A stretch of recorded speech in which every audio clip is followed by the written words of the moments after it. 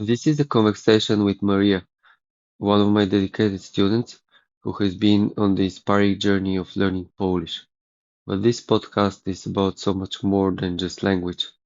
Maria shares her journey from Spain to life in Birmingham and how language, culture, and real human connection shaped her path. What begins as a story about Polish grammar and vocabulary quickly turns into something deeper, about identity, challenges in education, and the surprising ways children can become your best teachers. Maria opens up about learning English by living with a British family and how kids corrected her daily, the challenges of Polish pronunciation and grammar, and how her Spanish background both helps and makes it harder. Life in the UK versus Spain, from culture shock to food, weather, and why she doesn't love Warsaw. Her work in a UK school in a very deprived area, and how social media is affecting children's mental health and relationships.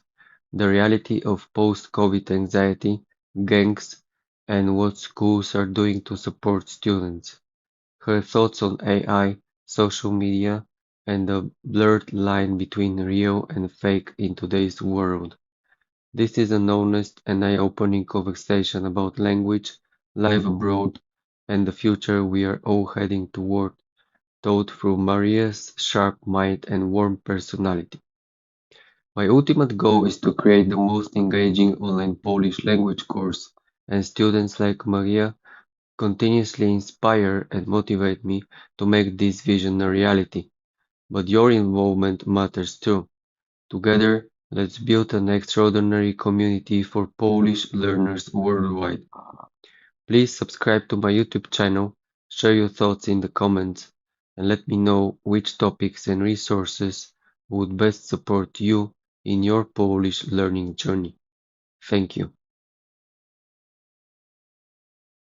So the first question is, why did you start learning Polish? Because my boyfriend is Polish. His family, he's got a sister, two, one niece and a nephew, and then his mum, his dad. They didn't speak any English, so just to be able to maybe in future have a conversation with them. Um, so yeah, that's just the main reason basically. Okay. And what were the first things you learned and how did it sound to you? um, it sounds very. It is. I think with time, it's maybe more difficult than I thought it was going to be. Um, so when we started first with obviously the main hello, how are you? My name is. I thought that was okay, but then everything gets a bit more complicated when words change. So you actually learn the base of a word, but depending on what you want to say, it changes. Um, so yes, obviously the first things that we learn is like hello, how are you? Uh, my name is, and just how to introduce yourself or how to sort of like greetings. Yeah. Um, maybe all of that it didn't sound as new because Thomas had already shown me a bit. But just like the basics, good morning, hello, goodbye, my name is, nice to meet you, just the basics that I used to use when I first went to his house, just to sort of to be able to be polite, I suppose. Yeah, yeah. So he was your first teacher, basically. Well, I wouldn't say that because I don't really, when even now when I'm doing like homework and I ask him, he, I don't like the way he explained to me because he goes all the way around, like very complicated with something useful. I think the way I've learned it is simple. Yeah, yeah. Uh, But then in the same way, when he's learning Spanish, and I think the way that I can show him things is in a different way, because the way you learn a language is not the way you the way you learn a second language is not the way you learn your first language, basically. So I think he or me, when I explain something in Spanish, we go from the way we learn it, but it's not like that. It's not as simple for someone who's learning the language. So yeah, I don't like asking him for help, basically. Okay, but I really understand him because I know it's really difficult to explain. Sometimes it's Yeah, difficult for me when I do this every day, so yeah. that's okay. No, no, yeah, I completely get that. But I think because maybe my head, because Polish is the new language that I'm learning, and it's not an easy language, I have to say. So probably he tries to do it in an easy way, but for me it doesn't seem that easy, because he's just explaining like a very long explanation that I don't really need that. Well, I feel that I don't really need that long. Um, Yeah. yeah. I remember when you contacted me, you told me that he learns Spanish and basically you would learn Polish. So was he the first like of you that started learning? Yeah, because he did know a bit of Spanish before, so but he basically taught himself a bit. Uh, then after a while, when he first came to my house in Spain, and he first met my family, then he decided to go into like with a teacher. Okay. But yeah, it was him first, and then after I went to his house a couple of times in Poland, then that's when I decided, okay, well, definitely I need a bit more. Otherwise, we're not going to be able to communicate with his parents or his niece and nephew. It's just easier, isn't it? Yes, yes. So is there anything that you have found easy so far when it comes to learning Polish? I have to say, some of the words, maybe not at the beginning, but when I'm reading them, and if I read them out loud, the base form of the words. Some of them are similar to Spanish words, or even to some of them to the English words. So in that sense, I do find them a bit that that is easier in that way. But yeah, and when we first started, I thought, oh, I can have a conversation, sort of, with a very limited vocabulary that I had. But then things get complicated, and no, if you're talking in negative sentence, it completely changes. And if you want to say this, then it changes the end, and yeah, it wasn't as easy as I thought it was going to be, but still learning. Yeah, so the good news is that the ending obviously changes, but even if you use the wrong ending, Yeah, if it's negative, positive, whatever sentence, people still understand. So yeah. I really like the way you started learning. As a beginner, you really surprised me. Like you were trying to say so many things, and we like had these conversations with your very limited vocabulary, and this was really something also new for me. Hmm. Um, so we'll get back to Polish later, but now maybe you can tell me a little bit about Spain, and also how did you find yourself in England, in Birmingham?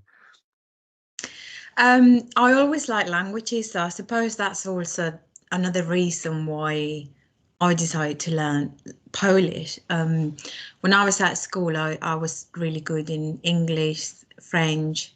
Then I did a bit of like that languages like Latin or Greek, like classic Greek. So I always really liked it. And when I went to uni, I wanted to do English, but then I thought, well, that is actually something that I can do aside of something else. And while I was at uni, I always wanted to live abroad for a bit, but for different reasons, I never got the chance. And when I finished, I thought, okay, well, this is the time. I'm going to go abroad for a bit, see how it goes. And I came to Birmingham nearly 10 years ago. First, I was living with a family. I was an au pair. And when I first came, it was only going to be for 3 months. But I didn't leave anything, let's say, waiting in Spain. Like I cancelled all the like classes or things that I was doing, and I was thinking, well, I don't know what's going to happen, so I don't want to have anything in case I decide to stay. And after 3 months, I said to the family, I'm quite okay here. If you're happy and I'm happy, can I stay a bit longer? And then I stayed with them for 2 years. And that's when I decided to move out of the family and find something else. But yeah, now I realise it's been 10 years and I just can't believe it. And so what about Spain? Like the first thing that comes to my mind is definitely the huge difference in the weather. Yeah. How did you learn to live with this? Um, to be fair, I mean, I like the winter to be cold and the summer to be hot. Um, but for circumstances, I always manage to get that because most of the summer time I go home anyway. So it was okay. At first, it was a bit. I did the first summer I did spend it here, and it was a bit awkward, or not awkward, but maybe a bit strange. The feeling that I went with this family, we went to Scotland in July, and we had the fire on. Like, and I was thinking, how can we be in July with the fire on? But actually, it was cold, so you have to have it. Um, but yeah, but the difference is, yeah, well, obviously the weather is the big one. Food is also another big different, but I always try to keep like sort of Mediterranean diet, brought it back here, so it was okay. Um, but yeah, definitely the weather, the people are also different. One of the things that I found when I got here, I used to go with the host mom to the gym and socialize there. They find that that is a bit of a social space. Um, and they were all very quiet. If someone made a joke, they would try to laugh very quiet. Where in Spain, we're very loud. Um, so that was also something that took me a bit of time. And to be fair, the language as well, because I always was good in English when I was at school, but I never was full-time English. So I was good in classes, lesson with a teacher, having like a sort of teaching class learning conversation, but I never had like a proper conversation. And Birmingham, the accent in Birmingham is probably not the best to learn. Um, and in fact, when before I came here, I was going to English lessons just to improve it a bit more, the language. And when I said the teacher was an English person, and when I said to her I'm moving to Birmingham, she said, "Oh, please, please, do not get the Broomy accent. Uh, Yeah. is the worst one." And she put a video on YouTube, I remember, and she said, "Look, she was just started laughing, and for me it was, well, I can't really see any difference to English, like, you know." Then when once I came here, I thought, "Oh, I'll be fine." But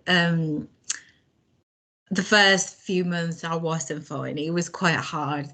And I remember once being in the house and someone came into the door and said, "Oh, I'm coming to check your hot water." And I said, oh, what? Yeah, and I said, I don't know. He said, yes, in your garage. And I said, okay, well, just feel free to come in and check whatever you have to check. And it was the hot water. Yeah, yeah, yeah. So, yeah, that was a bit shock as well. Um, so, as a matter of fact, I have always been wondering about, your accent because uh, I remember, I think, yeah, I got an email from you that you were Spanish, and then when we met, I heard your, like, to me, you sound 100% British. So I was thinking maybe she was born in the UK, maybe, you were like a little girl when you moved there. So how did you learn to speak English that with this, native accent? So well, obviously I was with the family, and that was I lived with English family. I have to say you learn a lot from children. You really do. And these children weren't afraid of telling me, oh, Maria, you don't say that like that, you say it like this. Which I never found awkward or anything. I actually was very grateful that they would tell me and they would correct me if I was saying something wrong.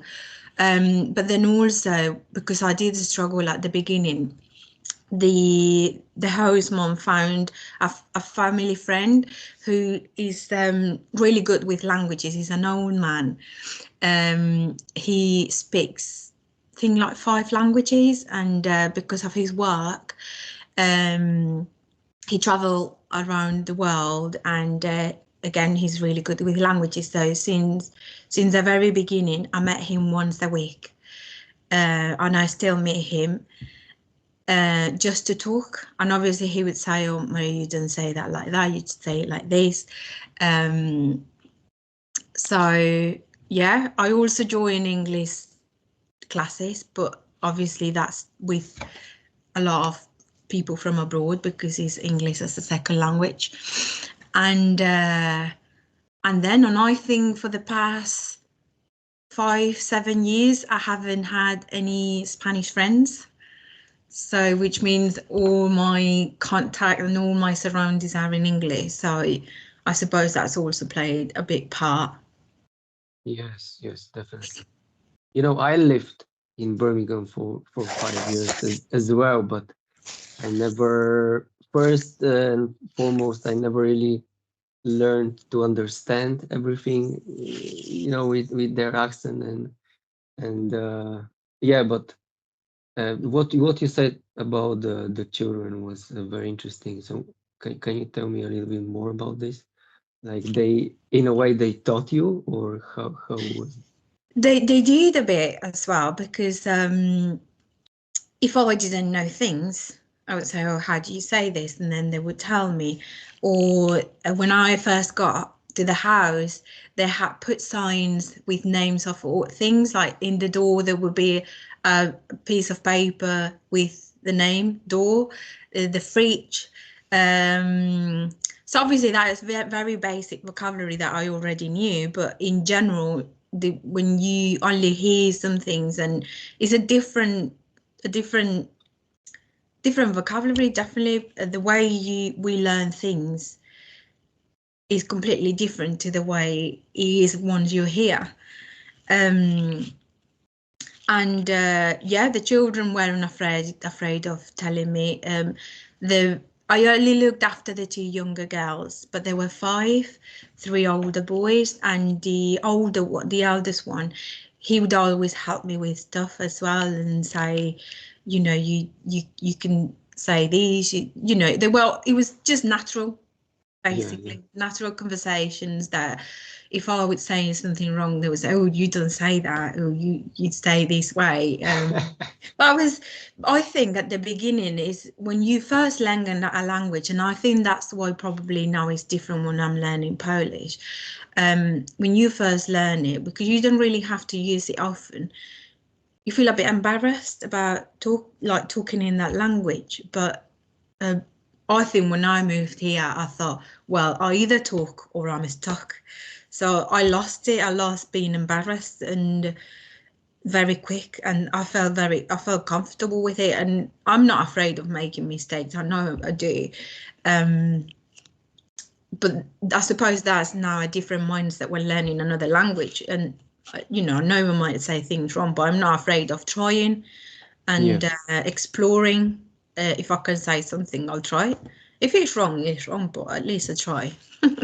yeah. That's really the best thing about the way you learn. You're just not afraid of experimenting, trying, saying everything you want, and it's been working really, really great. Um, so what do you miss about Spain? If Um, maybe, You know what? I got to the point that I don't think I really miss much because I do miss my family, but at the end of the day, if I was living in Spain, I wouldn't be living in my village, where my mom or my sister are. So it would be more or less the same. We'll probably see each other then during holidays, but we talk every day, messaging and FaceTiming. I think today with all the like technology and everything that we have, it's just very easy, and you don't really get to miss anyone. Uh, and then again, the weather, I do miss it, but at the same time, I'm there over the summer, so I enjoy that as well. Um, and to be fair, is I know the two countries like they're quite close, so Spain and the UK are not that far apart, but the mindset and the mindset is just so different. Like when I go to Spain, they say, "Oh, you're not coming back," and I think, well, no, because every time I go, it's like the time don't go. It's just all it stays the same. Very old-fashioned mindset, and I think it's just completely different. Yeah, it's a more relaxed life. Like if you think about Spain, then people think, oh, all the time partying, siesta, very lazy. But at the end of the day, in that sense, it's not that different. But what is the mindset is just very old fashioned. Um, like one of the examples, for example, that I can think of is when I was with this family, they had a dog. And I used to take the dog everywhere because you can get them in the trains, you can get them in the buses. You're not going to get any trouble with having, a pet or a dog with you. Where in Spain you can't. Like they're not allowed in trains, they're not allowed in the buses. So only something that tiny and simple as that is is just makes a difference. Or um, a few years ago as well, I stopped eating meat, and because the sense here of animals and it's more on a day-to-day basis where there is not as common.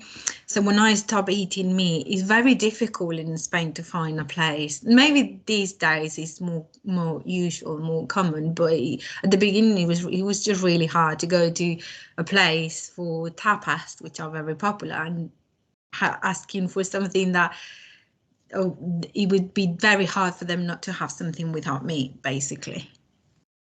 okay, okay. Um, on the that's a little bit strange. I thought, I was in Spain only for 10 days, probably, just on a holiday.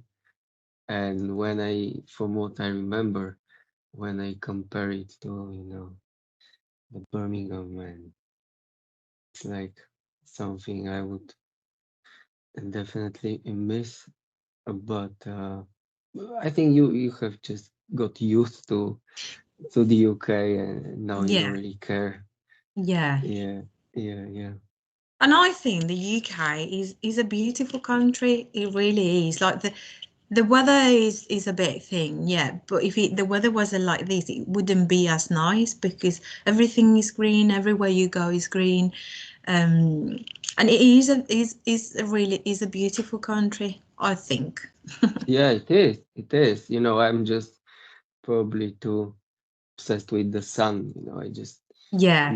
I missed the sun in the UK for sure. And but on the other hand, yeah, that's true. It's very green all year round. So that's something which can be appreciated. Hmm. Hmm. Um, Now going back to Polish, can you tell me um, what was like the thing at the beginning that you found extremely like difficult to learn or to remember? Um. Well, I think pronunciation is quite difficult. There's a lot of Yeah, and that's a bit difficult.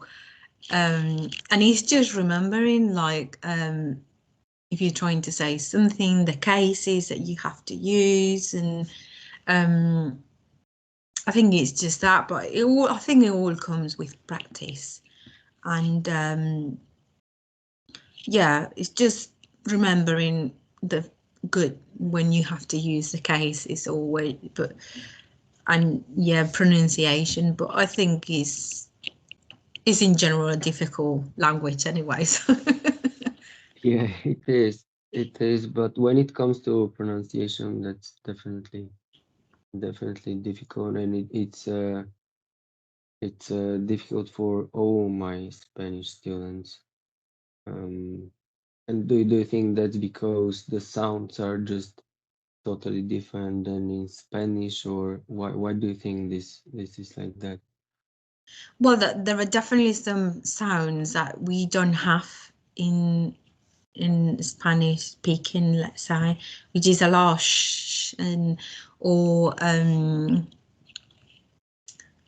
yeah, probably struggle the most with them, which Yeah. we don't have those sort of sounds And in do you, Spanish. and do you have like a way to learn these, difficult words? What do you usually do when you have to deal with these words that include these sounds?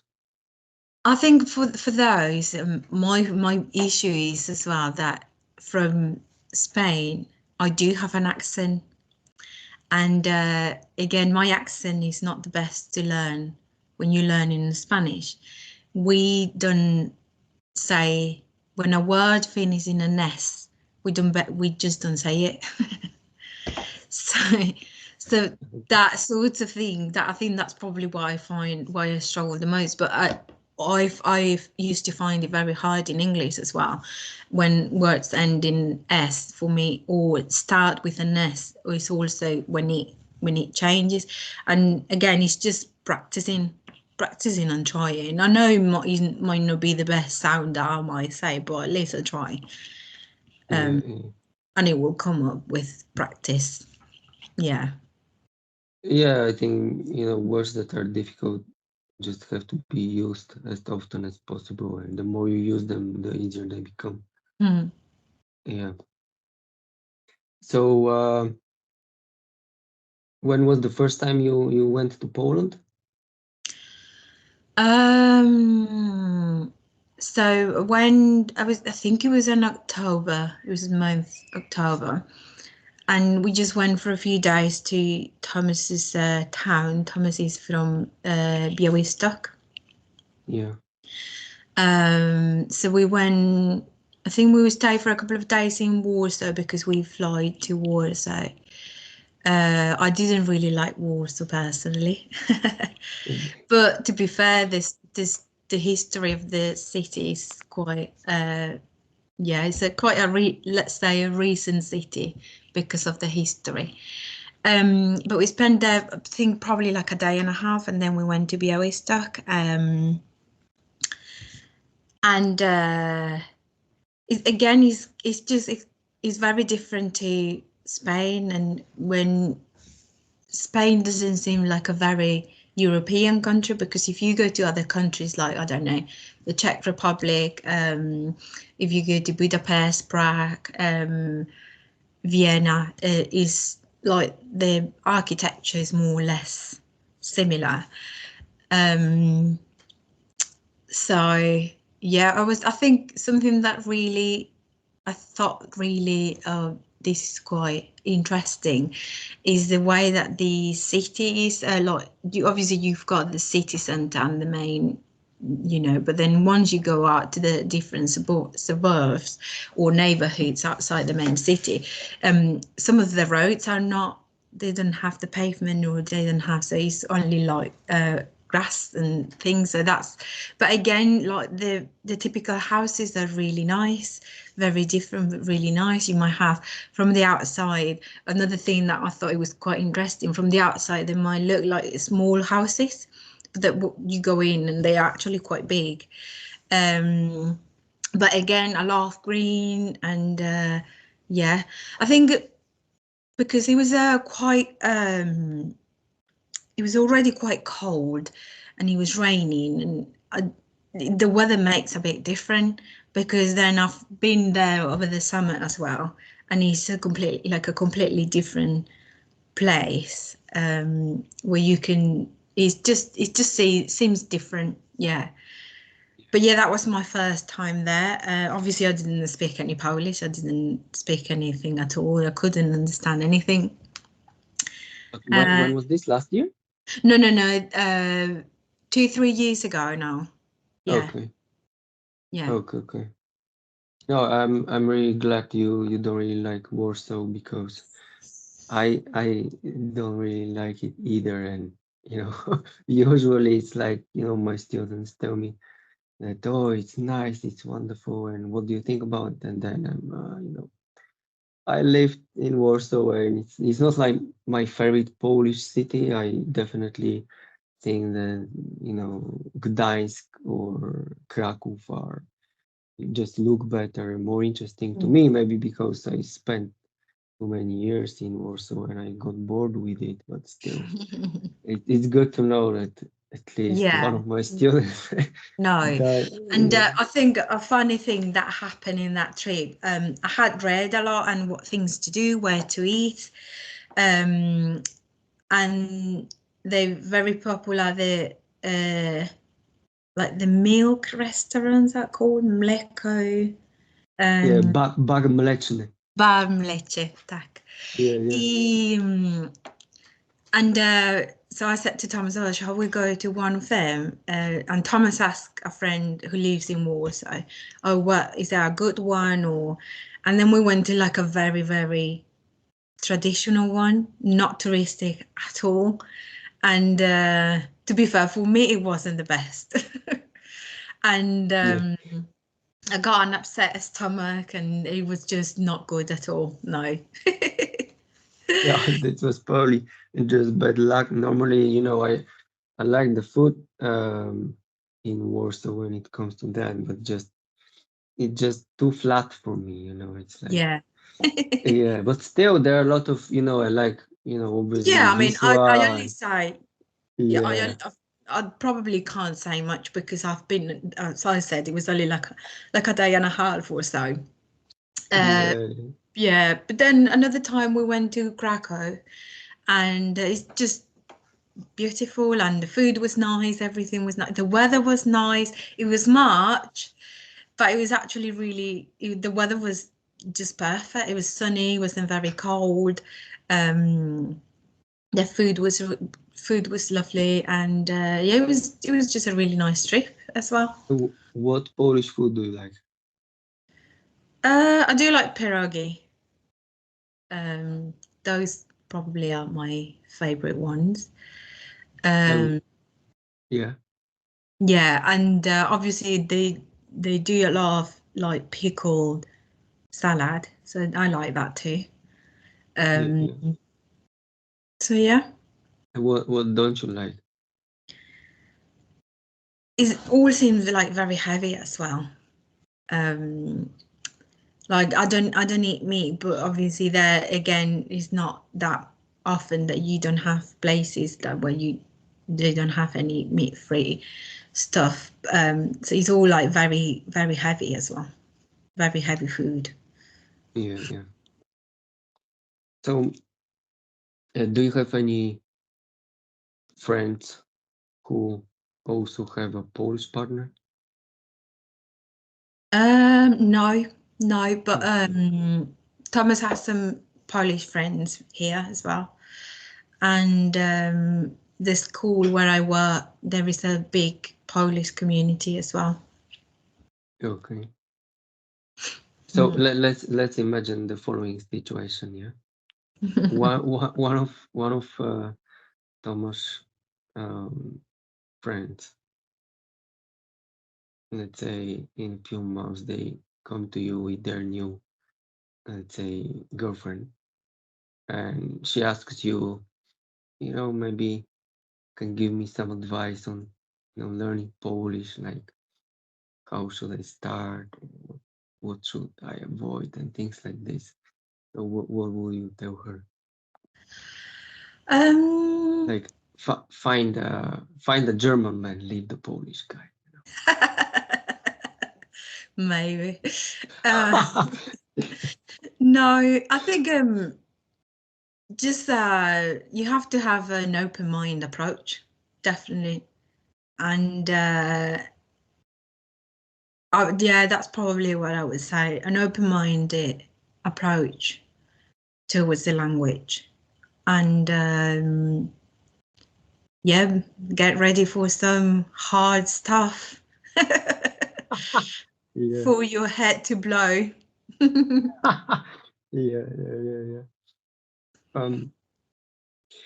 So you been living for all these years only in Birmingham or also in some other cities? No, only in Birmingham and always in the same neighborhood as well, which is mostly. Okay. And what's your favorite place in the UK? Ooh, that's a hard question. I really like the south. I like Cornwall and Devon. Um, a couple of years ago, we went down and we went to a place called Clovelly. It's a village by the sea. Uh, it's very unique because it's a private village, so the person owns the village, which Okay. is very UK thing here. I mean, there are more like that. Um, Okay. and there are no cars. Cars are not allowed in the village. Traditionally, because it's like sort of in a hill, and traditionally the way they used to move things, so if you go shopping or if you going away or things like moving things, it used to be with donkeys. Okay. Obviously they don't use them anymore because obviously animal rights and all of that, but I think that place is just beautiful. And when you get down to the bottom where the beach is, there is a waterfall as well, and that's just beautiful. Scotland is a beautiful place as well. Wherever you go, it will be nice. Edinburgh is beautiful, but then also, I think last year we did a road trip in an island called Skye, sorry, Skye, Okay. and it's just beautiful. Just like the sky, the water, um, just probably the most beautiful place. Yeah. Oh, you describe these places in such a nice way. Now I really want to go and see them, Yeah. Well, in Scotland, wherever you go, even the weather might be bad, because I have to say, Scotland also being the only place where I've been the coldest in my life, where you will never have many layers. You will always need more in winter. But this place is northwest sky, and it's just beautiful. It's just very nice. Um, and again, Wales is also beautiful. We went to Wales also a couple of years ago, and there was this cliff full of puffins, which are very typical as well. And there were so many, like so many that You could think that they were planning to control the world because they were all based in that cliff, like looking very aware, and it was just also that's also a really nice place. And again, you've got the Cotswolds, which are also amazing. Like some villages in the Cotswolds are just very nice as well. There are a lot of places. I cannot say I've been in a place here that I didn't like. Yeah. Yeah. And what about Spain? What's your favorite place or favorite places in Spain? So I've been to Malaga, like Costa del Sol. yeah, It's what wonderful, really. yeah. Well, Malaga is a really nice city. It's a beautiful city as well. But then I'm from the east, like right at the corner.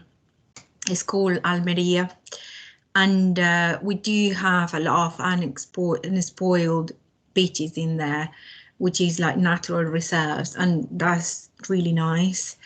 But then you also have Granada. I don't know if you heard about Granada, but Yeah, I've heard. it's a beautiful city as well. Is I think everywhere you go will have a bit of charm, let's say.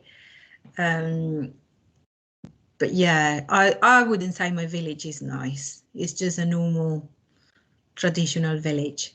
But there is a big English community there. And I always think like, why do you end up here? Like, yeah, the beach is closed, but it's still like 40, 50 minutes away.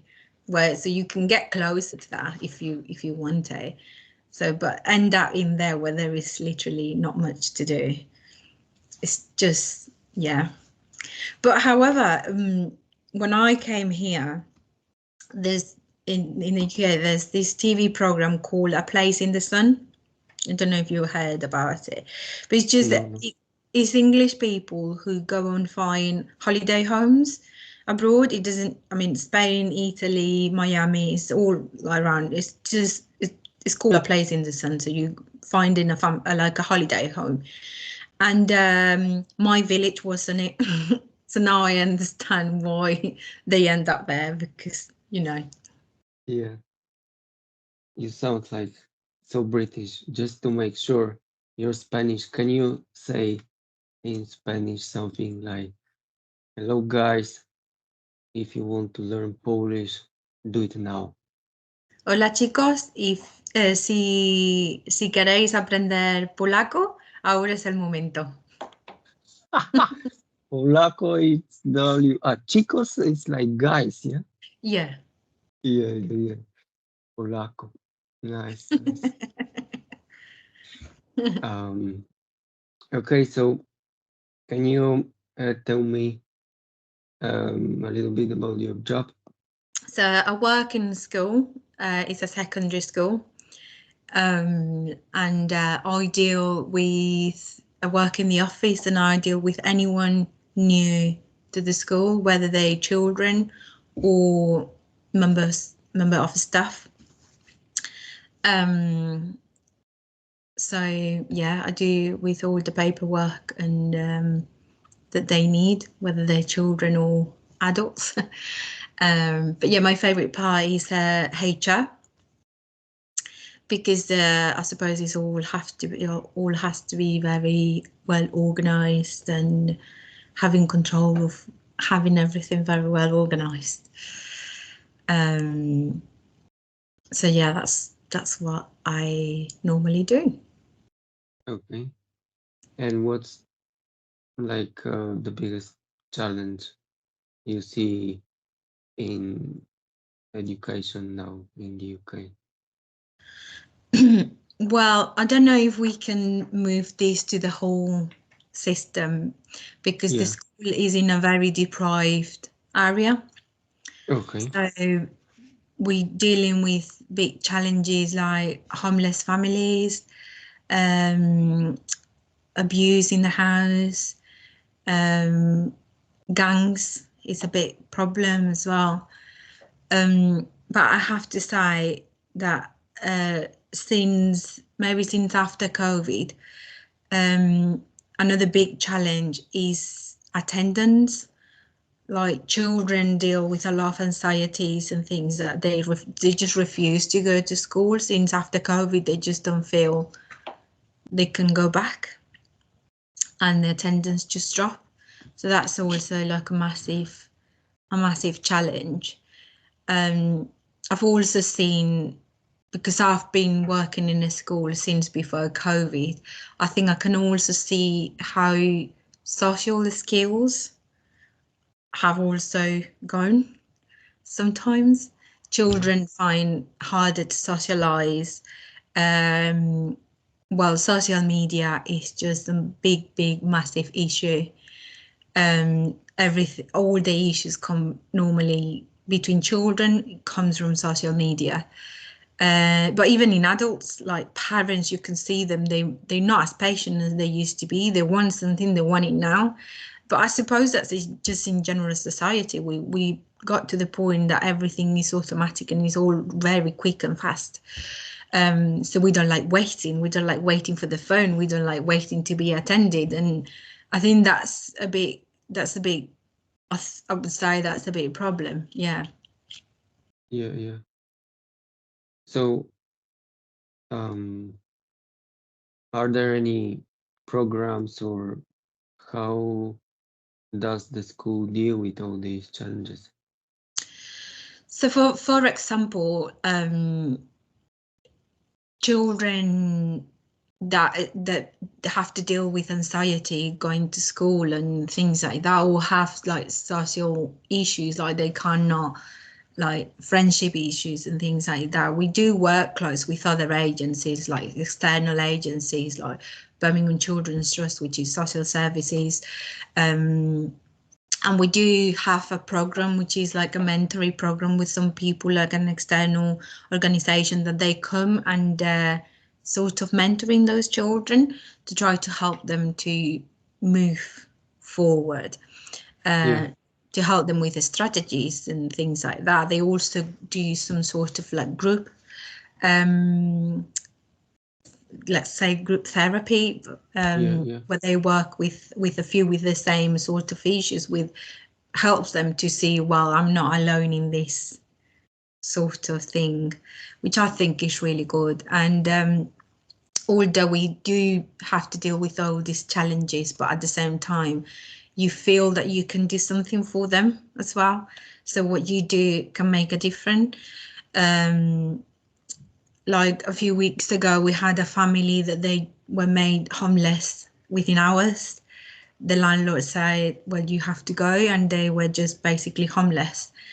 But it was very fulfilling and very, like, it makes you feel happy the way that people responded to that. So it was nearly the end of the day, but the teamwork of a lot of people working into that to help this family, it was just very, yeah, very fulfilling. And the family were so grateful that you can actually see you doing something to help them. And sadly, this is something that we see quite often. So that's a big, yeah, a big thing. Another issue that we have in as well, again, because of the area of the school, is gangs and children being part of gangs. And to try to avoid those sort of things is just trying to work with the children and, deliver a lot of assemblies and bringing people to talk to the children about what happened. Like, for example, last week we had someone coming, he's an ex-gang member who's been to all sort of, like, he's been in prison and all of that, but he's out of that now. And he came to share his experience with the children. And you can see that they have an impact, and children do, they do feel, they ask questions, and they do feel that they can get something out of it. How old are the children that you work with? So they go from 11-year-old to 18. Okay, so teenagers, yeah. Yeah. Okay. But a big challenge that we had this year with the new children moving from primary to secondary, like behavior wise, it's just been a shock. but mainly because these children miss a lot of school, like the early years of their primary school, they miss them because of COVID. So again, we're still recovering, let's say, from that. Because obviously the early years where you get to socialize, to see how social skills, where you can see that some of them, or I would say most of them, they just don't have. And you mentioned that a big part of these problems is also like social media. Yeah, so for example, sometimes we do have a lot of issues with groups, WhatsApp groups, Snapchat groups, where a lot of goes on in there, and sometimes bullying goes on in there. And it's just a big, massive thing, because it just is basically like a ball, like a snowball that just keeps rolling, and it's very hard to control. And that also comes up with parents and adults, where they get involved in, two children have an argument, parents get involved, they get involved in social media and things like that. And it's just something that we can just not control at all. We do try to deliver assemblies and chats and talks to children to explain and say, and we do say to parents, just make sure you know what is going on in your child's phones and apps and things like that, because sometimes it's just out of control completely. Yeah, yeah. Another thing I wanted to ask you, which is also related to these problems and social media, is AI, and if you use any AI tools at work and also privately. So we do use like the database system that we have. It does have an AI section where you, for example, if you want to write a letter, it's like ChatGPT. You put, write me a letter for parents that they're of children that are going on a trip or things like that, and it automatically does it. And the other way that we can use it is to also translate letters. It also has a AI tool to translate letters, because what I said before, we do have quite a big community, like Polish, Romanian, a lot of Asian as well community, but yeah, a lot Polish and Romanian, and Polish not as much as Romanian people. Parents don't speak any English at all. It's very, very hard to communicate with them, with the Romanian community. And then we just have to translate basically everything. So we do have that tool that is actually quite useful. And another thing that, for example, I found from my part of my side of the job, from HR, people who apply for jobs, you can tell that they actually use AI or ChatGPT to do like their personal statements and things like that. Which I think is okay. We all use it. I mean, I've only used it once because I had to do. I'm part of I'm sort of helping out with after school club. Is with the earlier children, 16, 17-year-old, and we're taking them on a trip to Peru. Yeah. But we do run these clubs on a Monday after school, where because it's like a voluntary thing that they're going to be doing in Peru. So we try to teach them all about charities and traveling. There's a lot of traveling because obviously they need to say why they want to go to the trip and why, and there is a lot of traveling on that. So so we had people coming in to talk, like other teachers and things, talk about experience. So I was getting a presentation ready for about my experience moving from abroad from another country to here, and I have to say I did use a bit of ChatGPT to just make sure about that I had, I don't know, I think I did for Spanish stereotypes, Yeah. just to for it to give me like probably the 10 most commons or like the higher ones. But that for me, that was the first time I used ChatGPT. But it's just yeah, I think it needs I think it's still in the earlier stages. I don't think children use it as much. Yeah. And I think in the school level, it's still at early stages. So, but yeah. And what do you think about, the future of this technology when it comes to also influencing like social media? I think it is scary because at this point as well, you cannot tell what is true and what is not, what is real and what is not, and that is a big problem. Um, for example, we had the other day talking to our friend who's it's not school, it's school related but not directly. So he's a personal trainer. He just basically opened a TikTok account just to Yeah. boost his business a bit.